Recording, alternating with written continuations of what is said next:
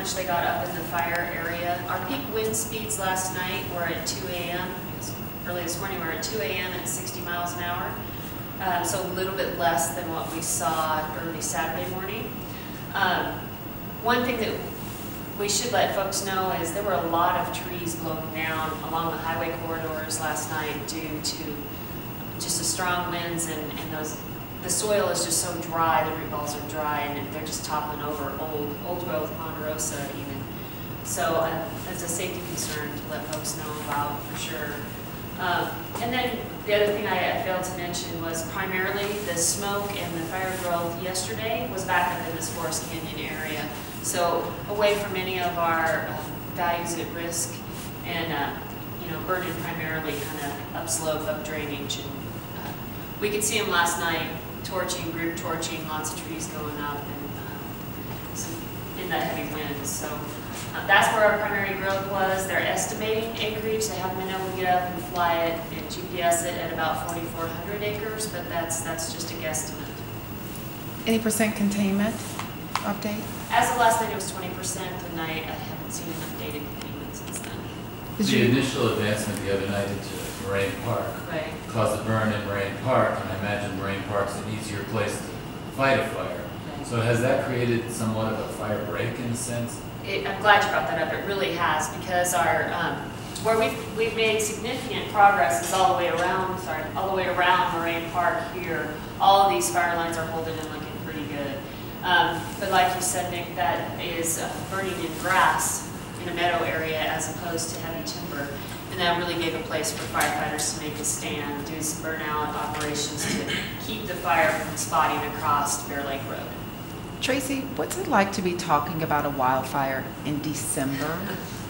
Well, there's areas in the country where December is fairly common for fires, but you typically don't think of that at, Rocky Mountain National Park, where this fire started is about 9,000 feet elevation. So it definitely is indicative of the extremely dry conditions, the drought that we're under, and then unfortunately this time of year is when we get the winds that we've been experiencing, which makes a lot of things difficult as far as direct attack for the firefighters out there, as well as any aviation, using any aviation resources. You just can't safely do that in winds like we've been seeing.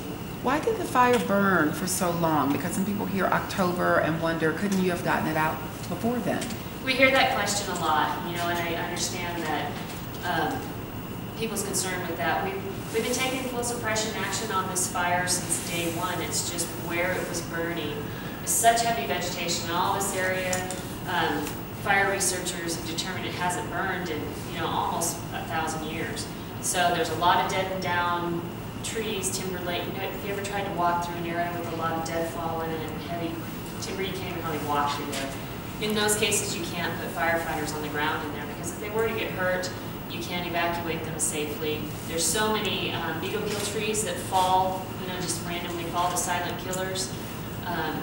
It's just not safe to put firefighters there. And if we say our #1 priority is firefighter and public safety, we need to back that up with our actions. So early on in the fire, they took, put in a lot of indirect line tying into the Ute Trail and some of the trail system, as well as fuels projects on the east side of this fire, the prescribed fire and fuels reduction projects that the park has been doing for years. They've got lines tied in all through there to keep the fire from pushing back to the north and east. And then we were establishing lines right down in here until the fire blew out the other day. So we've had to fight this fire on our terms when it was safe to fight, as opposed to trying to put people in where it just, it's a killer area. The other thing, we get a lot of questions on why didn't we fly retardant on this right away. And there's basically two reasons. This is the main watershed for Estes Park, and if you fly retardant close enough to that, you're going to get that down into the watershed, which is not safe for public consumption.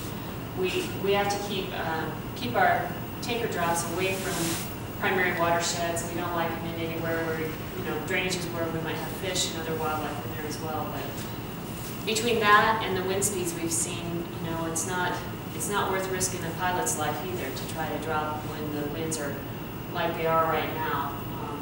And it's also extremely hard to be effective dropping water or retardant when the winds are erratic and strong like they've been. What's your perspective?